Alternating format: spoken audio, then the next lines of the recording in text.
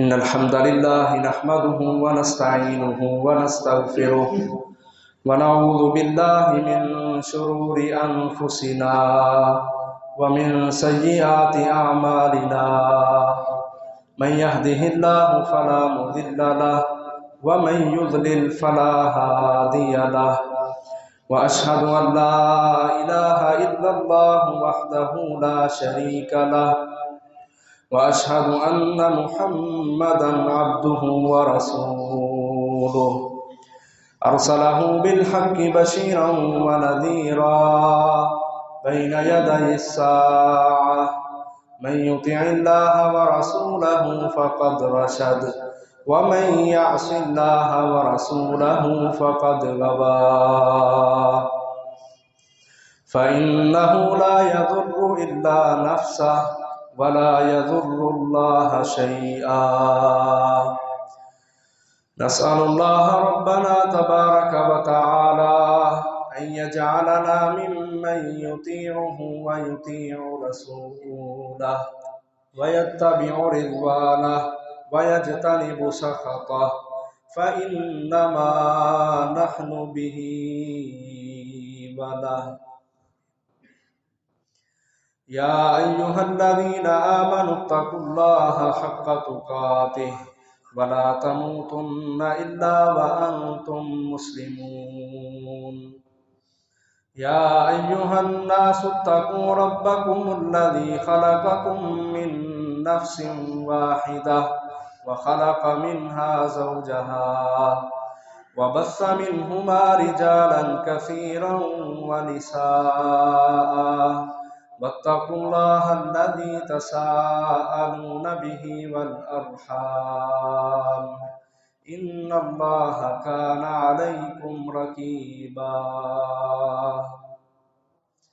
يا أيها الذين آمنوا اتقوا الله وقولوا قولا سديدا يصلح لكم أعمالكم ويغفر لكم ذنوبكم ومن يطع الله ورسوله فقد فاز فوزا عظيما أما بعد فإن خير الحديث كتاب الله وخير الهدي هدي محمد وشر الأمور محدثاتها وكل محدثة بدعة وكل بدعة ضلالة وكل ضلالة في النار فقال الله تبارك وتعالى في القرآن المجيد والفرقان الحميد أولئك حزب الله ألا إن حزب الله هم المفلحون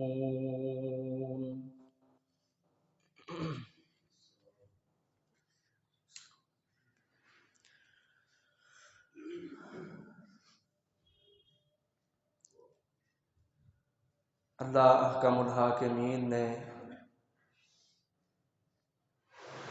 ہماری ہدایت کے لیے سب سے بہترین نبی محمد صلی اللہ علیہ وسلم ان کو مبعوث فرمایا اور رسول اللہ صلی اللہ علیہ وسلم کے جو ساتھی تھے ان پر ایمان والے لوگ صحابہ کرام رضوان اللہ علیہم اجمعین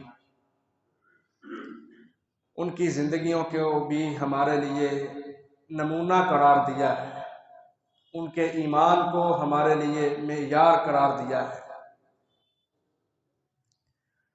ہم مسلمان رسول اللہ صلی اللہ علیہ وسلم کی سیرت کو اور صحابہ کرام کی سیرت کو اس وجہ سے سنتے ہیں یا پڑھتے ہیں یا بڑے بڑے جلسے منعقد کیے جاتے ہیں تاکہ ہماری ذاتی طور پر اصلاح ہو جائے، معاشروں کی اصلاح ہو جائے، قوموں کی اصلاح ہو جائے، ملکوں کی اصلاح ہو جائے۔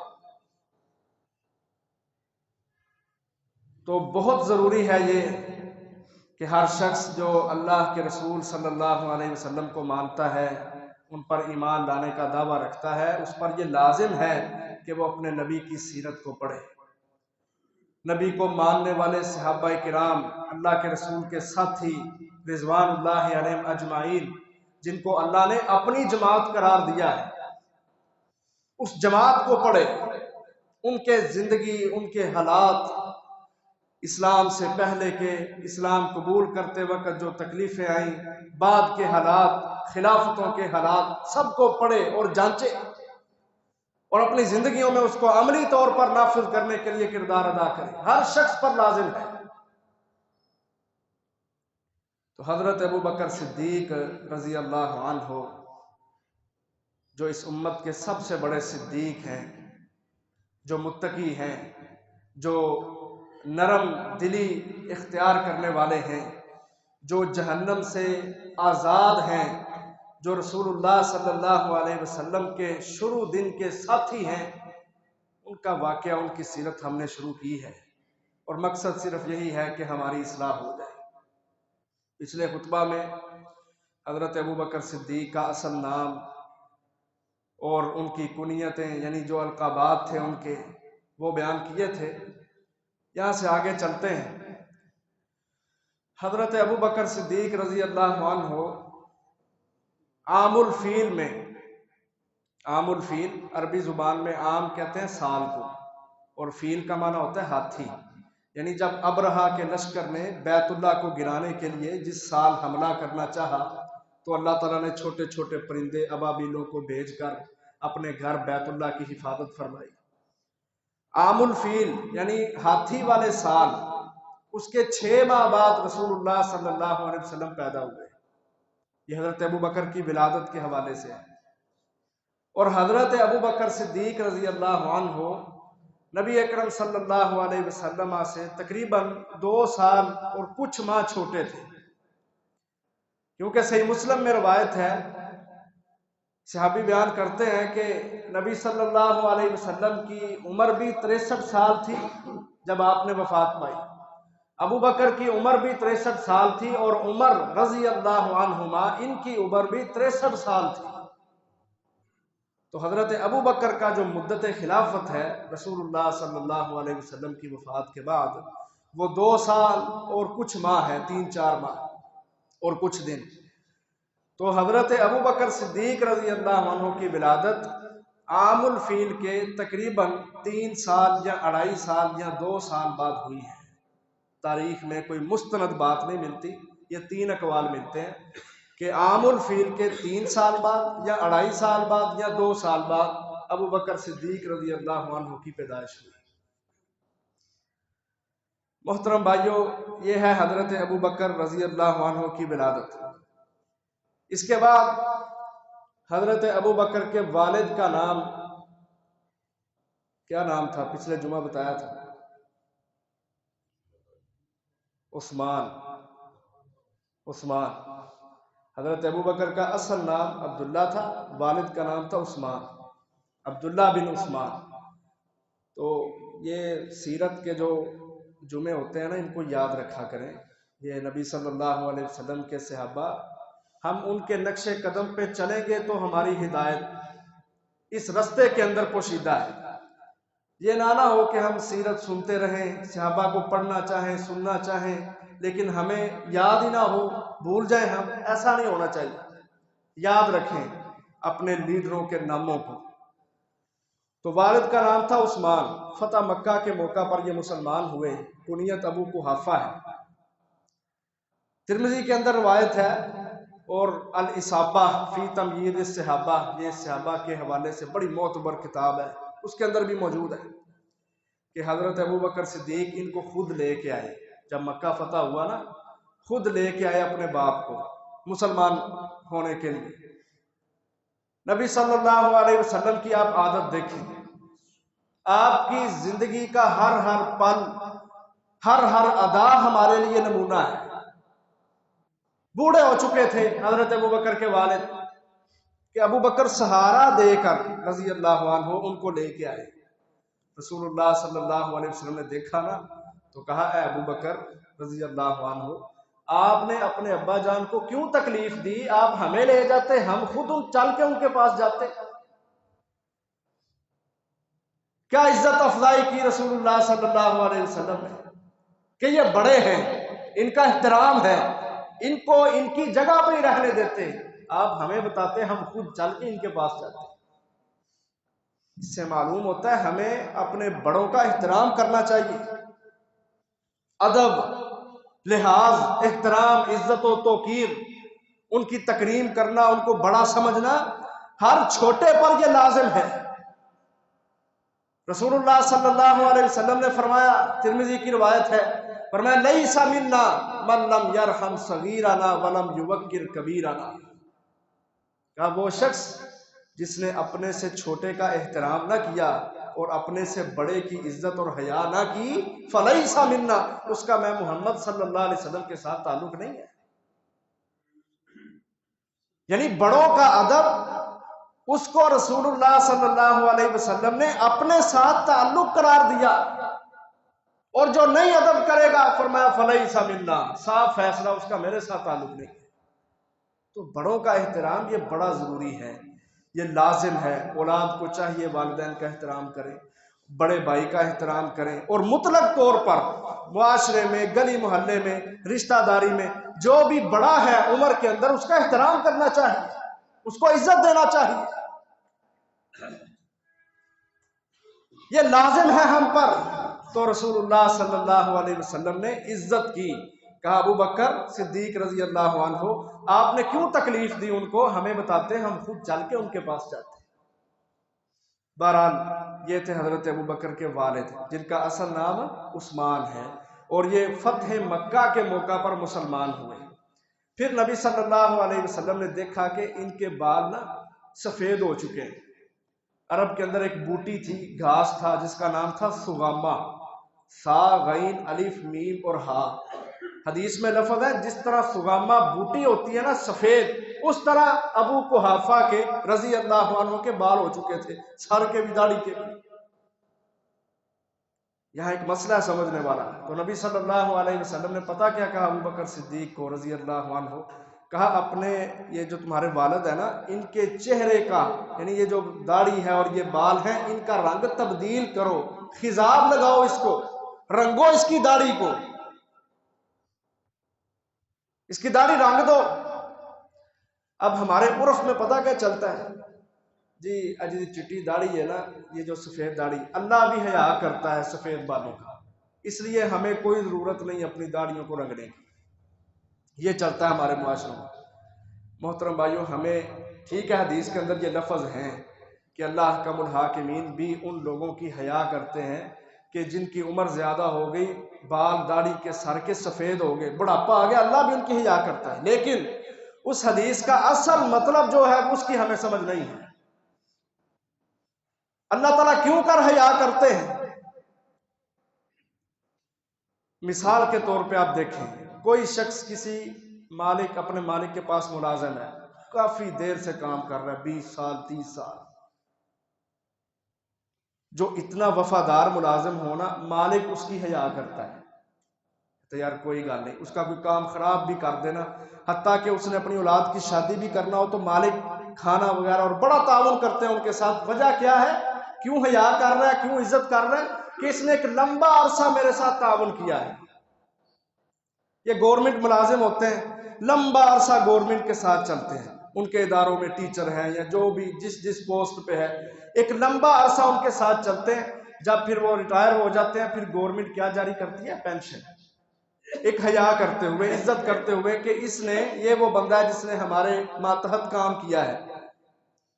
بیائی ہی اسی طرح یہاں مطلب یہ ہے کہ اللہ تعالیٰ کیوں حیا کرتے ہیں سفید داڑھی والوں کی، کہ اس نے جوانی سے لے کر بڑھاپے تک اللہ احکم الحاکمین کی عبادت کی ہے، اس کے ساتھ کسی کو شریک نہیں بنایا۔ اس بیس پہ کہ اس نے لمبا عرصہ اللہ کی عبادت کی ہے، تو اللہ احکم الحاکمین اس بوڑھے آدمی کی حیا کرتے ہیں۔ یہ ہے اصل مطلب۔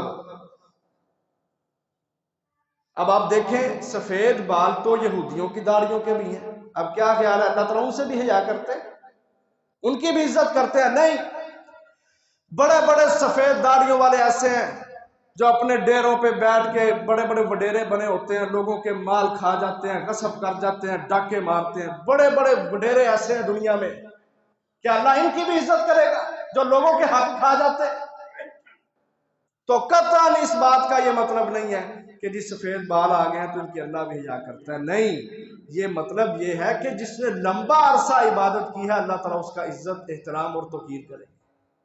تو پھر حکم کیا ہے کہ اس کی داڑھی کے جو بال ہیں نا ان کو رنگ دو، رنگ لگایا کرو۔ یہ جتنے ہمارے بوڑھے بزرگ بیٹھے ہیں میں ان سے گزارش کروں گا، کیونکہ نبی صلی اللہ علیہ وسلم نے فرمایا خالف الیہود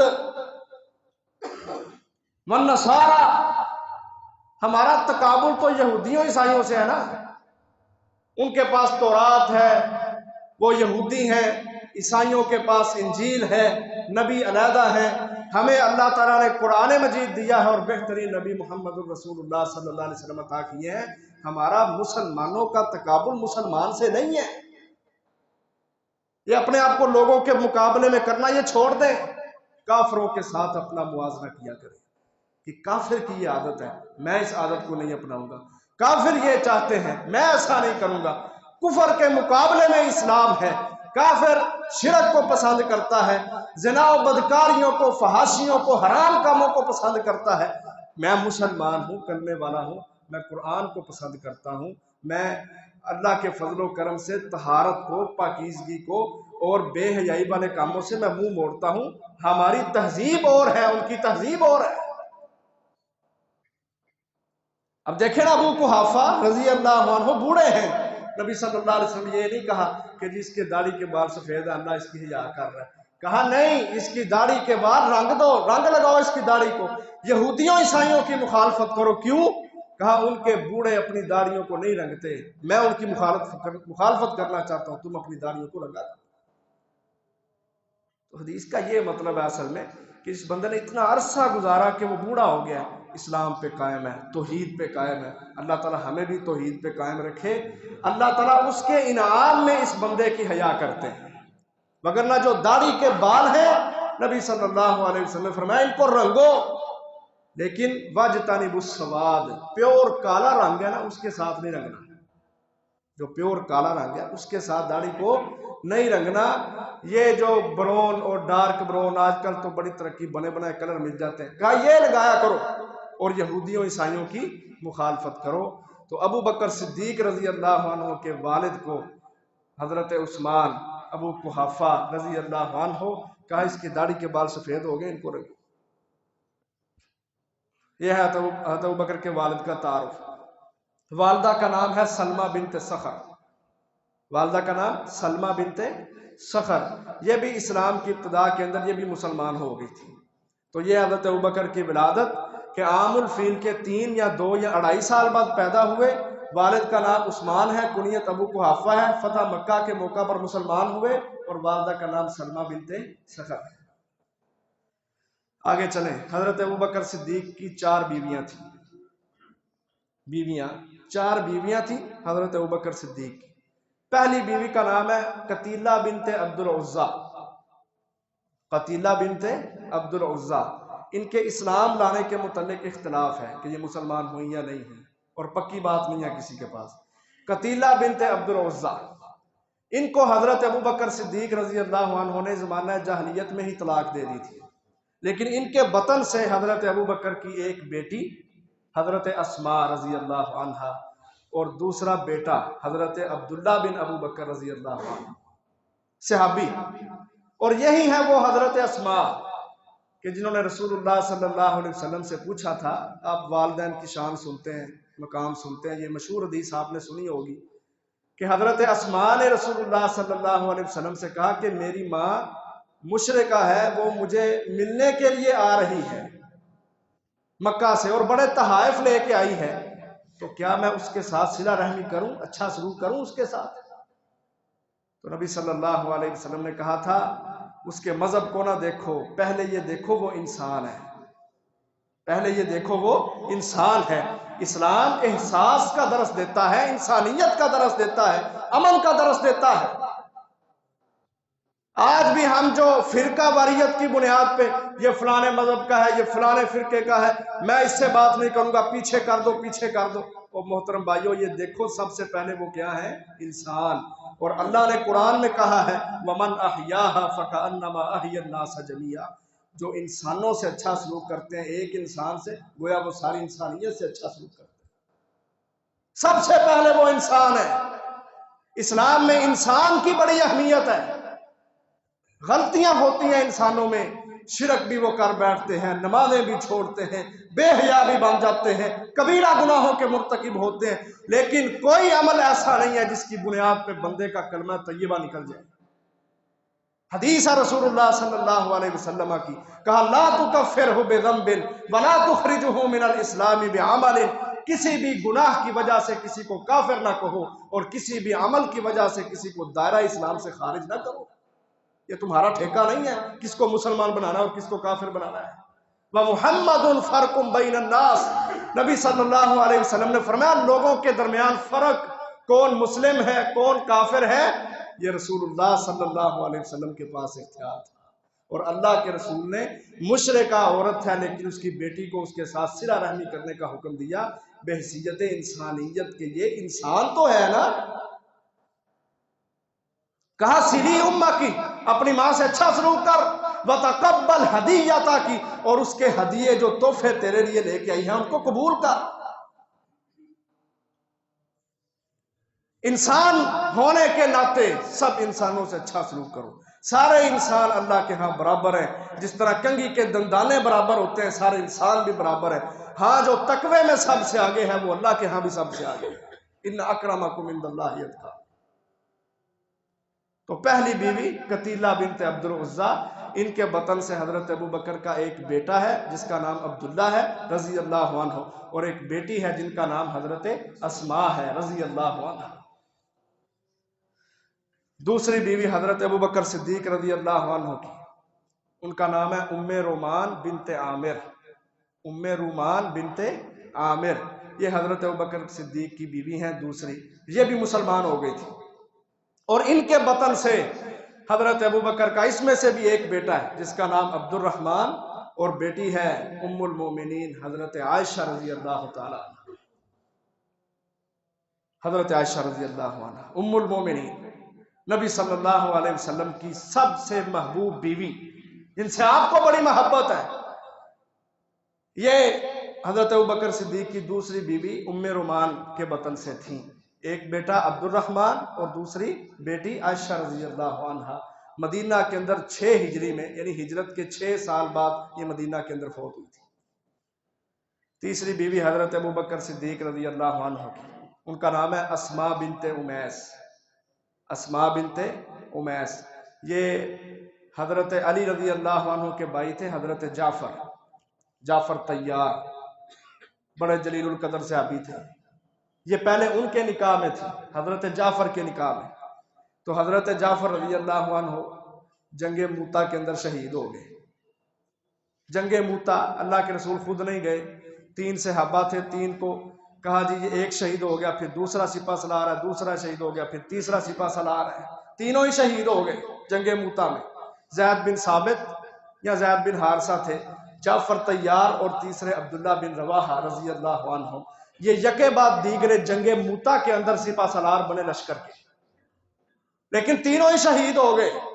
اور اس کے بعد حضرت خالد بن ولید رضی اللہ عنہ، جن کا لقب یہ تھا کہ سیف من سیوف اللہ، یہ اللہ کی تلواروں میں سے ایک لپکتی تلوار ہے، ان کے ہاتھوں اللہ تعالیٰ نے جنگ موتا میں مسلمانوں کو پھر فتح عطا فرمائی.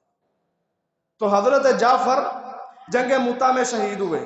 جھنڈا پکڑا ہوا تھا، کافر آیا. جنگوں کے اندر نا یہ ہوتا تھا کہ مد مقابل کا جھنڈا گر گیا ہے تو تصور کیا جاتا ہے یہ شکست کھا گئے.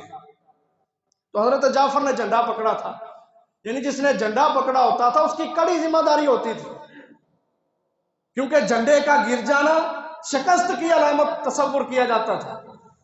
تو حضرت جعفر نے اس طرح جھنڈا پکڑا تھا، اٹھا کے جا رہے تھے، کافر آیا، اس نے بازو پہ تلوار ماری، بازو کٹ گیا. لیکن صحابی کا ایمان دیکھو، اور شوق شہادت اور جذبہ جہاد دیکھو، اور یہ دیکھو کہ ہم مسلمان ہیں، ہم کفر کے سامنے ذلیل ہو کے نہیں رہ سکتے. بازو پکڑ کے بیٹھ نہیں گئے، فوراً دائیں ہاتھ میں جھنڈا پکڑ لیا، کوئی پرواہ نہیں بازو کی، کٹ گیا ہے کوئی بات نہیں، اللہ کی راہ میں کٹا ہے، ان زخموں کا بھی بڑا اجر ہے جو اللہ کی راہ میں لگتے ہیں۔ نبی صلی اللہ علیہ وسلم نے فرمایا شہید کو جب اٹھایا جائے گا نا، اس کے جسم سے وہی زخم اسی طرح خون بہہ رہا ہوگا، لیکن ان زخموں سے بدبو نہیں بلکہ جنت کی خوشبو، کستوری کی مہک آ رہی ہوگی۔ دائیں ہاتھ میں جھنڈا پکڑ لیا، کافر آیا اس نے دائیں ہاتھ پہ بھی تلوار ماری، دونوں بازو کٹ گئے، آدھے آدھے بازو ساتھ تھے، اس طرح جھنڈے کو پکڑ لیا۔ پھر ایک ظالم بدبخت آیا، اس نے پیٹ میں پیچھے سے وار کیا، تلوار ماری، حضرت جعفر رضی اللہ عنہ جنگ موتا میں اس طرح شہید ہوئے۔ بیوی پریشان تھی، گھر والے پریشان تھے کہ دونوں بازو کٹ گئے ہیں۔ اللہ کے رسول نے حوصلہ دیا، کہا پریشان کیوں ہوتے ہو، جعفر کے بازو دنیا میں کٹے ہیں نا، میں نے دیکھا اللہ نے جنت کے اندر بازوں کی جگہ 2 پر لگا دیا اور وہ جنت میں اڑتا پھرتا ہے۔ جہاد مشکل عمل ضرور ہے، شہادتیں پیش کرنا بڑا مشکل ہے، لیکن نتیجے انجام اللہ نے اسی قدر بہتر بنائے ہیں۔ تو پہلے ان کے نکاح میں تھی ام رومان اسماء بنت امیس رضی اللہ عنہ، پھر جب یہ جنگ موتا میں شہید ہوئے تو حضرت ابو بکر صدیق رضی اللہ عنہ نے ان سے نکاح کر دیا، اور ان کے بطن سے حضرت ابو بکر کا ایک بیٹا تھا جس کا نام تھا محمد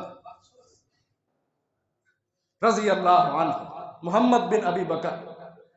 اور اللہ کے رسول حج پہ جا رہے تھے تو دوران حج رستے میں جاتے مدینہ سے تھوڑا سا باہر آئے تھے، ذوالحلیفہ میں، جو مدینہ والوں کا میقات ہے، حاجی جاتے ہیں نا مدینہ میں، تو مدینہ سے باہر آ کے نا 6 میل کے فاصلے پر ایک مسجد ہے، وہاں پہ ذوالحلیفہ پہ میقات ہے، آ کے احرام باندھ کے پھر جاتے ہیں۔ یہاں پہ فوالدت اسماء بنت امیس محمد ابن ابی بکر، اس جگہ پہ آ کے نا حج کے لیے جا رہی تھی تو اسماء بنت امیس نے بچہ جنم دے دیا، ابو بکر صدیق رضی اللہ عنہ کا بیٹا جس کا نام محمد ہے رضی اللہ عنہ۔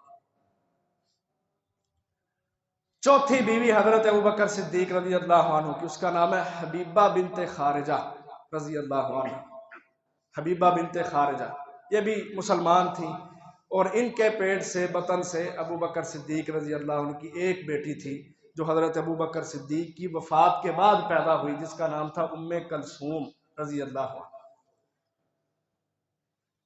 یہ معلوم ہوا کہ حضرت ابو بکر کی 4 بیویاں تھیں، اور 4 بیویوں سے کل اولاد 6 تھی، 3 بیٹیاں اور 3 بیٹے۔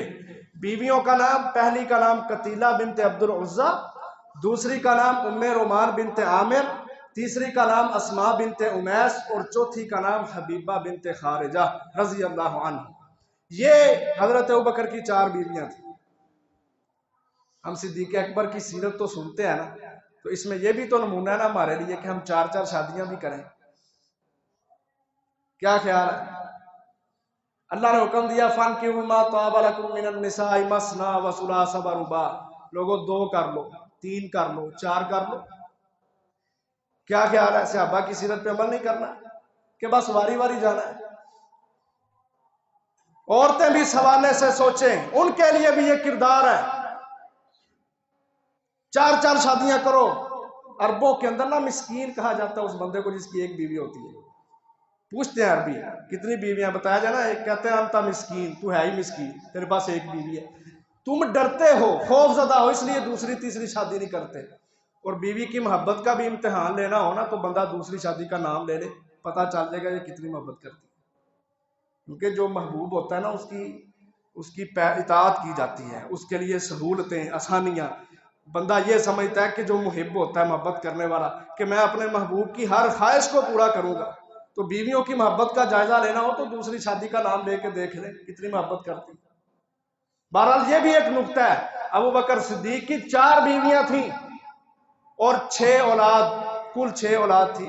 ابو بکر صدیق کی 3 بیٹے تھے، ایک کا نام عبداللہ، دوسرے کا نام عبد الرحمن، تیسرے کا نام محمد، اور بیٹیوں میں اسماء رضی اللہ عنہ، عائشہ رضی اللہ عنہ اور ام کلثوم۔ یہ ٹوٹل 6 اولاد تھی ابو بکر صدیق رضی اللہ عنہ۔ اس کے بعد محترم بھائیوں، زمانہ جاہلیت میں ان کا کیا کردار تھا، آئیں ذرا اس کو بھی دیکھیں۔ سب سے بڑی بات، زمانہ جاہلیت میں صدیق اکبر رضی اللہ عنہ کا کردار کیا ہے؟ ابو بکر صدیق رضی اللہ عنہ خود کہتے ہیں لوگوں، میں نے زمانہ جاہلیت میں بھی کبھی کسی بت کو سجدہ نہیں کیا تھا، کبھی کسی بت کو میں نے زمانہ جاہلیت میں بھی سجدہ نہیں کیا تھا۔ میں تو سمجھتا ہوں جن لوگوں کو اللہ اپنے دین کے کاموں کے لیے منتخب کرتے ہیں نا، اللہ تعالیٰ خود ہی ان کو توفیق دیتے ہیں کہ وہ ہر قسم کی برائی سے بچ جاتے ہیں۔ من یرید اللہ بہ خیرا یفقہہ فی الدین، رسول اللہ صلی اللہ علیہ وسلم نے فرمایا کہ جس شخص سے اللہ خیر کا بھلائی کا ارادہ کر لیتے ہیں نا، اللہ تعالیٰ اس کو دین کی سمجھ ادا کر دیتے ہیں، دین کی سمجھ، اس کو پتہ ہوتا ہے دین کیا ہے، اللہ تعالیٰ کیا کہتے ہیں، رسول اللہ صلی اللہ علیہ وسلم کیا کہتے ہیں۔ تو ابو بکر صدیق رضی اللہ عنہ یہ وہ تھے کہ جنہوں نے بڑی مدد کی رسول اللہ صلی اللہ علیہ وسلم کی، بڑے کام لینے تھے اللہ نے ان سے، بڑے بڑے کام۔ اس لیے اللہ تعالیٰ نے جاہلیت کے زمانہ میں بھی کہ جب سب سے اول اور سب سے بڑا جو گناہ سرزمین پہ ہوتا تھا دنیا کے اندر، وہ شرک تھا، شرک۔ اور ابو بکر صدیق رضی اللہ عنہ کہتے ہیں لوگوں، میں نے زمانہ جاہلیت میں بھی کبھی کسی بت کو سجدہ نہیں کیا تھا۔ کیوں نہیں کیا تھا؟ کہ یہ وہ تھے جنہوں نے کل کو بت توڑنا تھے، یہ تو بت توڑنے کے لیے آئے تھے۔ جو بت توڑنے کے لیے پیدا ہوتے ہیں، جو شرک سے نفرت کرتے ہیں، جو اسلام کو عزت دینے والے ہوتے ہیں، وہ کبھی بتوں کی پوجا نہیں کیا کرتے۔ آج ہمارا بھی یہ قصور ہے، اگر ہم یہ سوچ اور عزم رکھتے ہوں کہ ہم نے اسلام کو پوری دنیا پہ غالب کرنا ہے، کفر کا خاتمہ کرنا ہے، تو محترم بھائیوں، ہم دنیا میں اپنی زندگی میں کبھی کافروں کے یار غلام نہ بنیں۔ اور آج بھی وہ لوگ موجود ہیں جو کفر کو برداشت نہیں کرتے، جو اسلام کے لیے قربانیاں، کردار، ہر کچھ، سب کچھ نچھاور کرتے ہیں۔ ان کے آج بھی یہ کردار ہے کہ کفر کی تہذیب کو وہ اپنے گھروں سے نکال باہر پھینکتے ہیں۔ مدینہ کی ریاست کی باتیں ہوتی ہیں نا، مدینہ کی ریاست بنے گی، تو مدینہ کی ریاست مندر تعمیر کر کے بنی تھی۔ مدینہ کی ریاست درباروں کی وجہ سے، قبر پرستی کی وجہ سے بنی تھی، اور مدینہ کی ریاست بنی تھی بدر کے میدان میں کھڑے ہو کے، احد کے میدان کو سجا کے، فتح مکہ کر کے، موتا کے اندر، تبوک کے اندر، بن المستلق کے اندر، اور غزوہ احزاب اور خندق کے اندر قربانیاں، شہادتیں پیش کر کے ریاست مدینہ قائم کی تھی رسول اللہ صلی اللہ علیہ وسلم۔ آج بھی وہی لوگ دنیا کی تقدیر کو بدل سکتے ہیں جو تلواروں سے محبت کرنے والے ہیں، جو قوموں کو ایثار کا، قربانی کا درس دیتے ہیں، جو قوموں کو یہ نظریہ پڑھاتے ہیں، رسول اللہ صلی اللہ علیہ وسلم کا نظریہ، صحابہ کرام رضی اللہ عنہ کی قربانیاں، جو اپنی قوموں کو یہ سبق پڑھاتے ہیں، وہ لوگ ہوتے ہیں جو مدینہ کی ریاست کا قیام کرتے ہیں۔ ہر بندے کی بس کی یہ بات نہیں، یہ نعرہ بہت بڑا ہے، ریاست مدینہ۔ تلوار اٹھانا پڑے گی، کافروں کے شکنجے، ان کی سازشیں، ان کا مسلمانوں کو باہم لڑانا، اور کبھی کوئی میدان سجانا، کبھی کوئی میدان سجانا، کبھی فحاشی کے نام پہ، کبھی بے حیائی کے نام پہ، کبھی رسم و رواج کے نام پہ، کبھی طرح طرح کے ڈیزائن دے کر مسلمان کو ڈی گریڈ کرنا، ڈی ٹریک کرنا، اور اصل رستے سے، اصل ٹریک سے مسلمان کو ہٹانا۔ جب دنیا میں صدیق اکبر رضی اللہ عنہ کے جانثار کھڑے ہوتے ہیں اور ان جیسا کردار اپناتے ہیں، رسول اللہ صلی اللہ علیہ وسلم کی سیرت سے یہ سبق لے کر میدانوں کے اندر آتے ہیں اور ہر محاذ میں کفر کا مقابلہ کرتے ہیں، وہ بندے ہوتے ہیں جو ملکوں کو امن اور سلامتی کا گہوارہ بناتے ہیں۔ ہر بندے کی بس کی بات نہیں، قربانی دینا پڑے گی، خواہش کو کچلنا پڑے گا۔ اور یہ محبتیں، بستر کی محبت، دیکھو نا، حیا رسل آ کے آواز پڑتی ہے، بستر نہیں چھوڑتا، یہ ٹھنڈ پڑی ہے۔ کشمیروں سے، افغانوں سے آواز پڑتی ہے، آؤ جاہدوا فی اللہ حق جہادہ، قربانی دینا پڑتی ہے، بڑا مشکل کام ہے یہ۔ لمبی تان کے سو جانا، یہ قوموں کی تقدیر نہیں بدلتے۔ منافقوں نے کیا کہا تھا؟ نبی صلی اللہ علیہ وسلم نے کہا چلو چلیں، کہتے ہیں اِنَّ بُيُوتَنَا عَوْرَةٌ، ہمیں تو اپنے گھروں کی فکر ہے، پیچھو کما کے کنہیں کھوانا ہے۔ یہ ہے نا منافق، کیا سوچ ہے؟ ذرا غور کرنا، منافق سوچ یہ ہے پیچھے گھر ہے، اس کو کس نے کھلانا ہے۔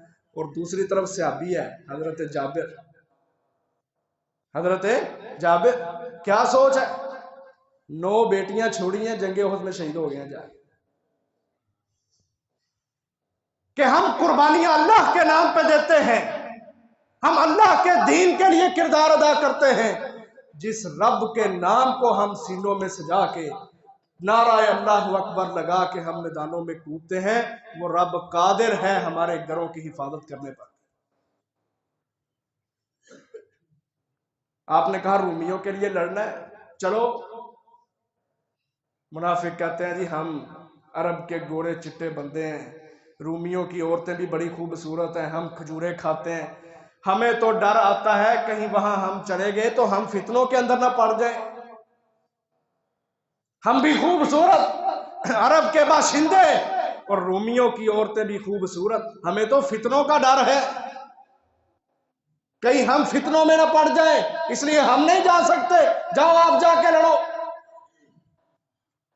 یہ منافق کی سوچ۔ جو مسلمان ہوتا ہے نا وہ بچپن سے ہی، جس کے ساتھ اللہ کی بلائی کا خیر کا ارادہ ہوتا ہے، اللہ تعالیٰ بچپن سے ہی اس کو یہ صلاحیتیں، یہ قوتیں نوازتا ہے۔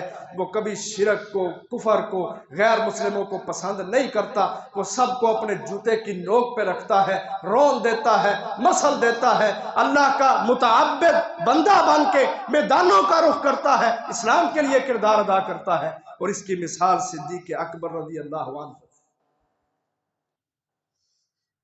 کہتے ہیں میں نے جاہلیت میں بھی کبھی کسی بت کی عبادت نہیں کی تھی۔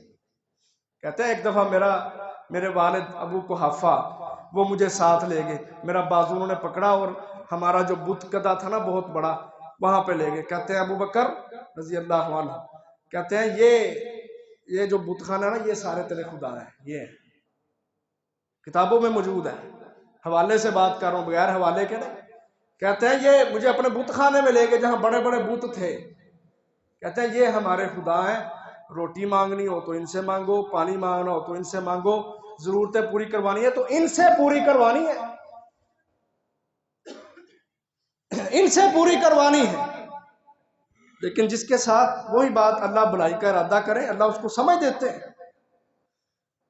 آج بھی دنیا کے سب سے گندے مشرک اگر دنیا میں ہے نا تو وہ ہندو ہیں، سب سے گندے مشرک، 33 کروڑ خداؤں کے پجاری، 33 کروڑ خدا۔ ہم کہتے ہیں پڑھے لکھے، روشن خیال، اعلیٰ تعلیم یافتہ، ترقی یافتہ، اور جن بدکاروں کو یہی نہیں پتا ہمیں پیدا کس نے کیا ہے وہ بھی دنیا کے روشن خیال لوگ ہو سکتے۔ 33 کروڑ خدا، اللہ کی قسم 33 کروڑ خداؤں کے پوجا کرنے والے، انہوں نے بھی بڑے بڑے بت خانے بنائے ہیں۔ کیا ہو رہا ہے جی؟ خدا بیچے جا رہے ہیں، پیسے لیے جا رہے ہیں، خدا بیچے جا رہے ہیں۔ واہ! اللہ جو قوت والا ہے، جو رب ہے، جو مالک الملک ہے، جو احکم الحاکمین ہے، وہ تو بے پرواہ ہے، اس کو کسی کی محتاجی کی کوئی ضرورت نہیں ہے، اس کی اس مخلوق کو بنانے میں کوئی اس کا شریک نہیں ہے، کوئی اس کا ساجی نہیں ہے، برابری کا نہیں ہے کوئی ہمارے رب کی برابری کا؟ ہے ہی نہیں، ساری مخلوق ہے ساری۔ اور یہ کیا کرتے ہیں ہندو مشرک؟ مت ماری ہوتی ہے نا، سمجھ نہیں ہوتی کیا کر رہے ہیں ہم۔ بڑے بڑے کارخانے بنائے ہیں، لکڑی پتھر کے خدا خود بناتے ہیں، پالش کرتے ہیں، میک اپ کرتے ہیں، شاپر میں پیک کرتے ہیں، بڑے ڈبے کے اندر پیک کر کے، کیا ہے جی؟ ہم خدا بیچ رہے ہیں۔ ابو بکر رضی اللہ عنہ کو یہ سمجھ تھی، کہتے ہیں میرے ابا نے مجھے پکڑا، کہتے ہیں یہ تیرے خدا ہیں سارے، یہ تیرے، یعنی اتنے سارے سجا دیے کہ چلو یہ نہ سنے گا اس کو سنا لینا۔ وہ کیوں نہیں سنتا؟ کہتے ہیں ابا جان مجھے چھوڑ کے چلے گئے نا، تو صدیق اکبر رضی اللہ عنہ کہتے ہیں میرے باپ چلے گئے، میں ایک بت کے پاس آیا، میں نے اس کو کہا انی جائعن فاطعمنی، میں بھوکا ہوں مجھے کھانا کھلا۔ میں بھوکا ہوں مجھے کھانا کھلا۔ پھر کہتے ہیں میں نے دوسرا سوال کیا وَإِنِّي عَارٍ فَاكْسُنِي، میں ننگا ہوں مجھے کپڑے پہنا۔ رب ہے نا، خدا ہے۔ باپ ایک ذہن دے کے گیا کہ یہ تیرے خدا ہے، ان سے پکار مدد مانگ۔ کہتے ہیں میں نے کہا میں بھوکا ہوں مجھے کھانا کھلا، میں ننگا ہوں مجھے کپڑے پہنا۔ خدا صاحب بول ہی نہیں رہے، چپ ہے۔ کہتے ہیں مجھے غصہ آ گیا۔ جب دین پہ بندہ کھڑا ہوتا ہے نا، ان تتقوا اللہ یجعل لکم فرقانا، تم اللہ کا ڈر دل میں رکھو، حق کیا ہے باطل کیا ہے یہ فرق تمہیں اللہ سمجھائے گا۔ آج مسئلہ یہ ہے کہ ہمیں حق کی باطل کی حلال حرام کی تمیز کا پتہ نہیں چل رہا، طیب اور خبیث چیز کا، کو کیا حلال ہے کون سی چیز حرام ہے، اس کا شعور نہیں ہے ہمارے پاس۔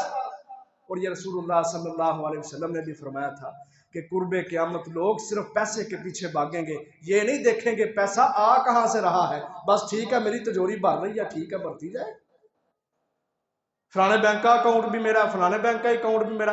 ایک جیب سے وائلٹ نکالتا ہے نوجوان، اندر سارے اے ٹی ایم ہی بھرے ہوئے ہیں، پیسے کہاں ہیں؟ پیسے اکاؤنٹ میں۔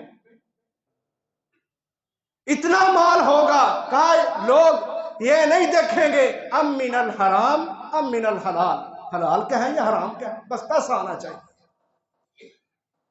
کیا قرب قیامت یہ سارے کے سارے معاملے ہوں گے کہ بندہ سوچے گا ہی نہیں۔ آج دیکھ لو نا یہی حالت ہے۔ وجہ کیا ہے کہ ہم نے وہ تقوی اختیار نہیں کیا جو صدیق اکبر رضی اللہ عنہ کے پاس تھا۔ ہم نے وہ اللہ کا ڈر، وہ خشیت الہی، وہ راتوں کو رونا، وہ مسجد کے اندر 5 وقت آنا، اپنی پیشانی کو ماتھے کو زمین پہ رگڑنا، ہمارے رخساروں کا آنسوؤں سے تر ہونا، آنکھوں سے آنسو بہنا، یہ ہے ہی نہیں ہمارے اندر، تصور ہی نہیں اس چیز کا۔ امام صاحب نماز پڑھا رہے ہیں، پیچھے کھڑے ہیں ہاتھ بند ہیں، کوئی پتہ نہیں امام کیا پڑھ رہا ہے کیا وہ پڑھا رہا ہے، اللہ کے سامنے کھڑا ہوں کیوں کھڑا ہوں، ایسے سخت دل، احساس ہی نہیں، حالت تعبد میں ہوں، نماز میں ہوں، اللہ میرے سامنے ہے، میں نے اللہ سے کیا بات کرنی ہے، پرواہ ہی نہیں، پتہ ہی نہیں۔ کیوں نہیں؟ کہ ہمارے دلوں میں تقویٰ نہیں۔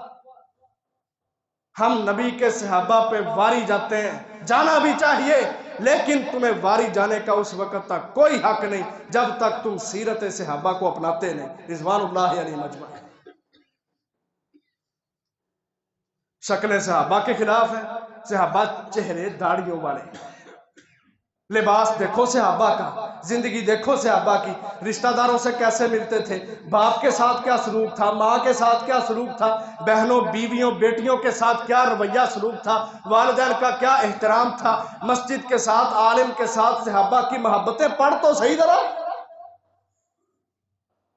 انا اتنی ہے، تکبر اتنا ہے، شیطان کے پجاری بنے ہوئے ہیں، کوئی پرواہ نہیں، رشتہ داروں سے بھی لڑا ہوا، مسجد کے عالم سے بھی لڑا ہوا، ہر کسی کے ساتھ بگاڑ کے رکھی ہے، اور پھر بڑا ٹیکا لگاتے ہیں جی نو جیے، کوئی جی کرے تو ہی بھی کر لیں گے جی۔ اور صلہ رحمی کیا ہے؟ نبی کائنات صلی اللہ علیہ وسلم نے فرمایا تھا لیس الواصل بالمکافی، صلہ رحمی یہ نہیں کہ کوئی تیرے ساتھ اچھا کرے تو تو بھی اچھا کر، جی نو جیے۔ صلہ رحمی یہ ہے کوئی توڑے تو تو جوڑ، کوئی نہیں بولتا تو جا کے بلا اس کو، تو سلام لیتا ہے کوئی جواب نہیں دیتا، نبی صلی اللہ علیہ وسلم نے فرمایا جو مسلمان آگے سے جواب نہیں نہ دیتا، شیطان چھلانگ لگا کے جس طرح گدھے پہ بیٹھا جاتا ہے اس بندے پہ بیٹھ جاتا ہے، گویا کہ یہ انسان نہیں، یہ شیطان کا کھوتا ہے، سواری ہے۔ ہم کس انا میں آ کے کہتے ہیں انہوں نے میرا سلام نہیں، میں جواب نہیں دیتا، میں جا تو پھر کو لے کے کھانا میں۔ یہ ساری باتیں کیوں ہیں؟ دلوں میں تقوی نہیں ہے، دلوں میں خشیت الہی نہیں ہے، اللہ کا ڈر نہیں ہے، خوف نہیں ہے، وہ ایمان کی معراج نہیں ہے جو صحابہ کرام رضوان اللہ علیہ مجمعین کی معراج تھی۔ اللہ نے کہا ان تتقوا اللہ یجعل لکم فرقانا، تم دلوں میں اللہ کا ڈر پیدا کرو، اللہ تمہیں حق اور باطل کا فرق اللہ نے سمجھانا ہے۔ تو صدیق اکبر دلوں میں ڈر ہے، خشیت الہی ہے، کہتے ہیں میں نے اس سے کہا تو میرا خدا ہے، میرا ابا مجھے کہہ کے گیا کیا تیرا خدا ہے، لا مجھے کھانا دے، اس نے نہیں دیا، بولتا ہی نہیں، میں نے کہا میں ننگا ہوں کپڑے دے، اس نے دیے ہی نہیں۔ کہتے ہیں حق پہ تھے نا، کہتے ہیں مجھے غصہ ہے، میں نیچے سے پتھر اٹھا کے اس خدا کے منہ پہ مارا، اوندے منہ پڑا ہے وہاں پہ، میرا کچھ نہیں بگاڑ سکا۔ اس دن سے مجھے معلوم ہو گیا کہ یہ لکڑی پتھر کے ہیں، مصنوعی ہیں، بنائے گئے ہیں، خود ساختہ ہے، جو اپنی حفاظت نہیں کر سکتے، کیا لوگوں کو کھانا دیں گے، کیا لوگوں کو کپڑے دیں گے۔